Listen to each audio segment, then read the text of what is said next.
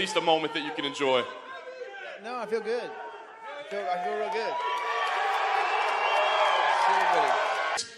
Tactically, strategically, does that favor one person or the other? Do you think that changes this fight at all, the change in the weight class? No, I think it just makes it a little smoother. Smoother ride. Yep. Fair enough. And last thing, Nick, that I wanted to ask for you.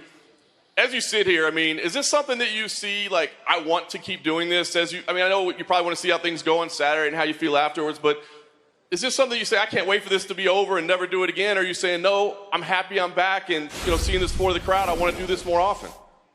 Yeah. Well, definitely want to do this more often. Especially if I get my ass whooped.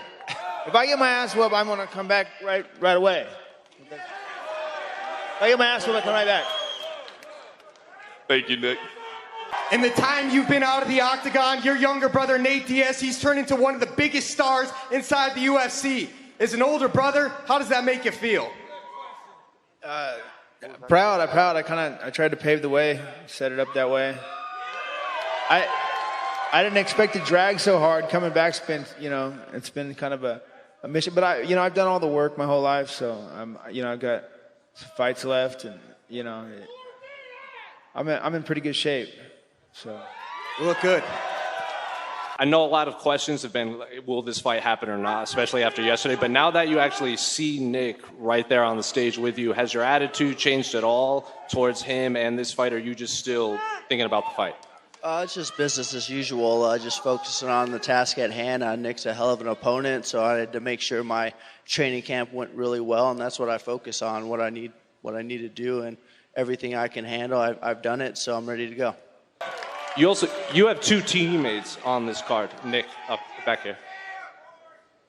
You have two teammates on this card that a lot of fight fans might not know. So for fans who don't know anything about Martin or Maximov, what can they expect when they fight? Maximov, he's a strong kid. He's got a lot of potential. I see him going far in the sport. With his skill set, I don't think anybody's gonna match that. He's a strong kid. Nick, when people say this is the people's main event, Diaz versus Lawler 2, what does that mean to you? That's great. I'm glad they feel that way. ESPN interview yesterday was pretty interesting and worrisome in some way. Do you stand by everything you said? Are you still maybe scared to go in the octagon, not really motivated by this fight? Oh no, I don't know if you took it I don't feel like I meant to say it like the way you said it. It was different. Is your head in the right place? I didn't, there was a few things the way this fight got set up, or lined up, and either way, it doesn't make a difference. When I get someone in front of me, I seem to be right back. I've always trained with the best, and I've always held my own with the best. So it's just I didn't expect at this age to catch so much heat and so much expectation from everybody. It's kind of hard to. Before I was used to just, saying hi and being happy with everybody. And then now all of a sudden I'm going like, whoa, hey, wait, thank you. Yeah. So that's all. I wasn't ready for all of the extra attention or tension and attention. At least you got a lot of support. Robbie, can you react on that? What was your reaction when you heard this interview yesterday? Did you see it? Same reaction I always have. Like, business as usual. I got to focus on what I need to focus on, which is a fight. I can't be watching everyone else's stuff, trying to figure out what they're saying and what's going on in their head. I need to focus on what I got to do, which is get ready for this fight, make sure I'm in tip-top shape, and that's it. Well, since we hadn't seen you in the octagon or have nothing to go about, what do you have to go on that you can beat Kamaru and get the belt at 170?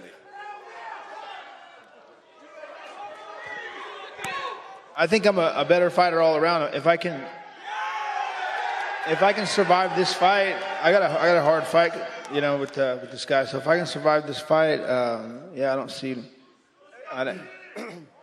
any reason why, you know. So you gonna call him out if you win? You gonna call out Kamaru Usman on Saturday night? I think it's already. I think that fight's already. Yeah. You know. And if I don't win, I'd like to see Robbie get the fight. You know. Nick, the world loves you. You're an absolute legend. But earlier this week, you told ESPN, quote, I have a lot of resentment toward the sport for taking so much from me and not giving anything back. It's a fair question. What did the sport rob you of, and what does it still owe you? You know what? I'm not knocking like the UFC, just maybe like the whole sport in general. Like, I think, yeah, it's just. I always fought, like, you know, I had 3 to 5 fights a year for like 17 years or so. All I ever thought about was weight, you know, what am I going to eat? After a while, you realize there's more to life. And then,